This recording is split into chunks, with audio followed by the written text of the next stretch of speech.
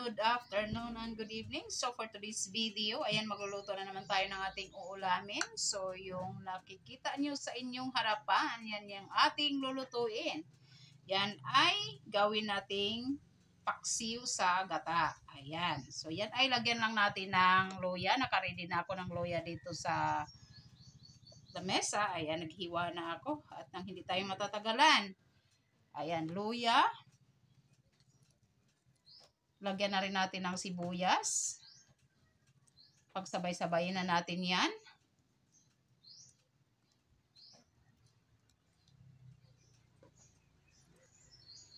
At bawang. Ayan, kakalat lang natin yung bawang. At ilalagay na rin natin yung ating sili dyan. Ayan, kalat lang natin. At syempre, para malasa, lagyan natin ng 1 kilong asin. Ayan, asin katamtamang dami lang. Depende sa dami ng isda o depende sa ating panglasa. Nilagyan natin ng paminta. Pamintang pino lang yung ilalagay ko. Pwede rin naman crack. So, depende pa rin sa inyo kung anong gusto nyong ilalagay. Sa akin ay pamintang pino.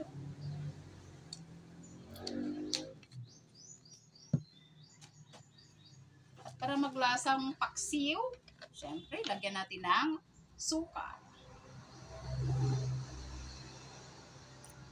Ayan, suka.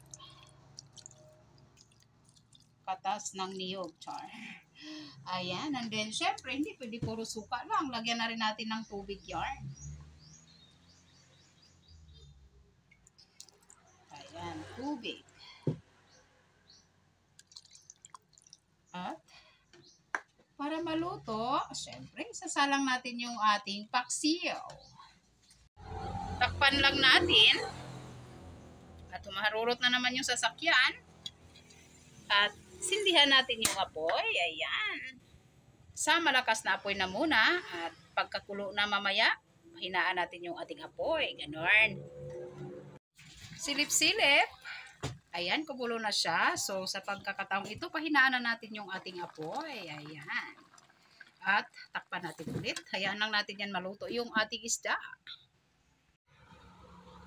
Silip-silip ulit sa ating nilutong paksiw. Ayan, kukunti na lang yung sabaw. Dahil nga, paksiw sa gata, so, meron tayo naka-ready na gata. Ayan. So, ibubuhos na natin dyan yung ating gata. Ayan.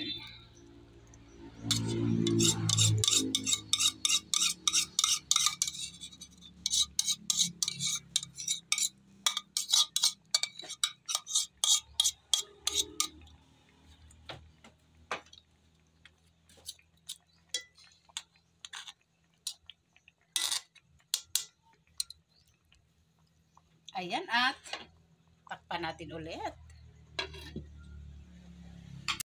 Silip-silip ulit. O, diba? Wala na tayong ibang ginagawa kundi silip ng silip. Lang, ayan. So, kumulo na siya. Kumulo na yung ating gata.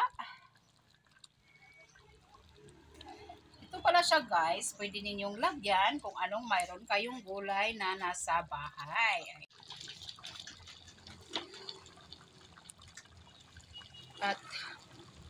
At dahil pitsay lang ang mayroon kami dito, so pitsay lang yung aking ilalagay nitong ating ginataan. So, ito ay nahiwa ko na, talinisan ko na rin. Nahin ko lang paglagay yung head ng pitsay.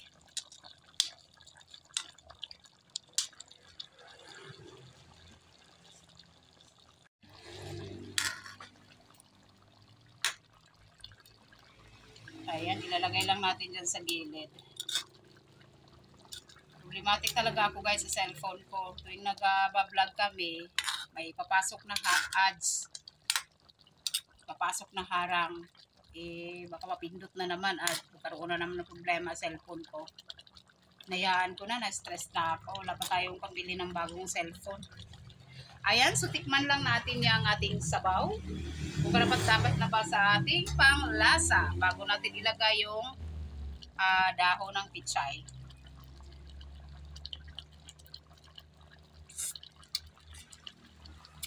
Sarap na. Tikman mo, Sir Vic. Dapat na ba sa'yo? Sarap. Lat-lat. Diba? Nung lat-lat. Ayan. So, next na natin ilagay yung dahon ng pichay. Diba? Ganun lang kami dito, guys. Sinahan lang namin sa joke-joke yung aming mga ginagawa sa araw-araw. Yan. Yung dahon ng pichay.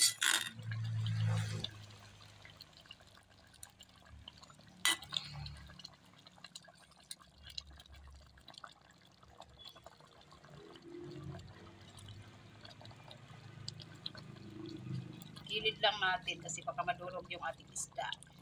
Malambot na yung isda.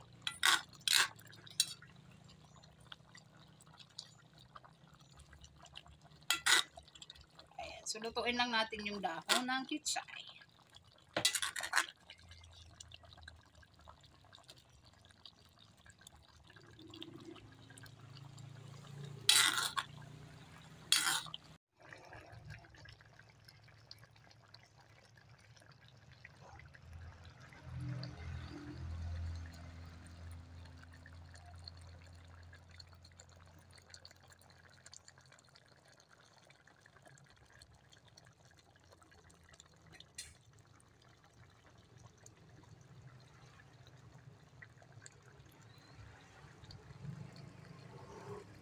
So, ito na yung ating paksiw sa gata. Ayan, na yellowfin. Ayan. So, luto na siya, guys.